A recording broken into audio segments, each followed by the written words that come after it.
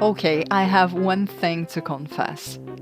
I love slice of life animes. And okay, I know that there are some people who doesn't like the slice of life genre because they think it is too superficial and they don't like this more casual anime style. Well, I also agree that there are a lot of slice of life anime out there that are actual garbage, I know.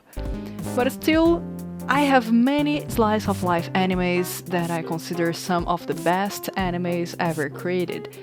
And in this video, I will talk about a specific anime which is not a very popular one, but still it's a great slice of life anime and one of my favorites. And that is Gin No Saji, also known as Silver Spoon. And why this is a great example of why slice of life animes can be great and teach you lots of things about life. To the ones who have watched my other videos, I have talked in the past about why Great Teacher Onizuka is also one of the best comedy animes ever, and why it has so many things to teach us. Don't forget to watch it if you haven't done that yet. And Gin No Saji is an anime that will teach you things about life too, but of course in a different approach when compared to GTO. So before becoming an anime, Gin No Saji started as a manga, which was published in the Shogakukan's Weekly Shonen Sunday, and it was actually written and illustrated by Hiromu Arakawa, the same author who made that famous shonen manga, Full Metal Alchemist. In Gin No Saji, Hiromu Arakawa went into a totally different plot and genre to the story. She wanted to portray a coming-of-age manga based on her own young life as she grew up in a rural setting. The story starts with Hachiken, a boy who moved from a big city, Sapporo, to the Hokkaido countryside to enter a new high school, the Oezu Agricultural High School. One of the reasons why he did that was basically because he couldn't stand living with his parents anymore, and moving to a school in the countryside was the way he found to escape from living with his father. Hachiken was always a very studious boy. He always got good grades in school and read a lot of books, but he didn't have much experience with practical activities. And being a guy from a big town, of course he had to adapt himself to a new life, make new friends, join a new club, and find out what his real interests were. And Hachiken actually envies his new friends, who are all determined to fulfill their dreams, while Hachiken doesn't know exactly what he wants to do for his life yet.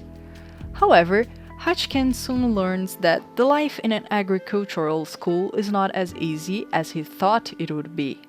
And in this new high school, he must learn how to take care of the animals and create real responsibilities.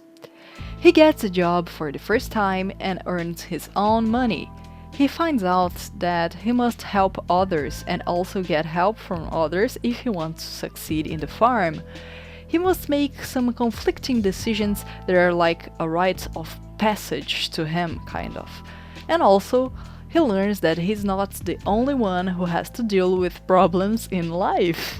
It is an anime about maturity and about the big changes we all have to deal with in our daily routine. Besides Hachiken, we also have other great characters in the show, who also seem all relatable and unique. Mikagi, the girl who Hachiken falls in love with, and Komaba, the skilled baseball player, they all seem so strong and determined as a person at first, but as the time passes and the episodes go on, we realize that they are not so confident as they looked in the beginning, and they also have to deal with some insecurity about their own problems. We have other side characters that are more meant for comic relief, but who also have well-established personalities and dreams like Tamako and Tokiwa. The only one who disappointed me and who I thought that would be more developed as a character was Shinozuki Aikawa. At first, it looked like he would be Hachiken's best friend and that he would have an important role in the story, but it seems like he was kind of forgotten with time. Now, coming back to some general aspects about the anime, overall, like at first, living in a farm seems like a simple or a calm life. However, Hachiken soon learns that working there is definitely not something easy. And Gin No Saji, in its simplicity, tells us again some very important lessons to our lives.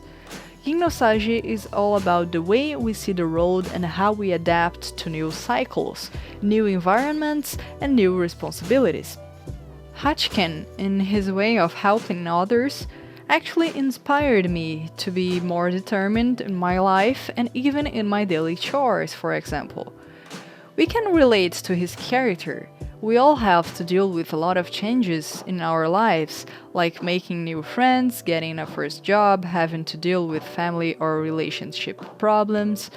And it is an anime about growing as a person, but also appreciating the simplicity of things in life and deciding what is really important to us. Unfortunately, only 2 seasons of the anime were released, covering the first 75 chapters of the manga. So the anime doesn't show the real ending of the series. If you want to check out what happens in the end of Gin No Saji, you'll have to read all the 131 chapters of the manga, which is also great actually. I have been doing that, reading the manga after watching the anime, as we will probably won't have a 3rd season of the anime.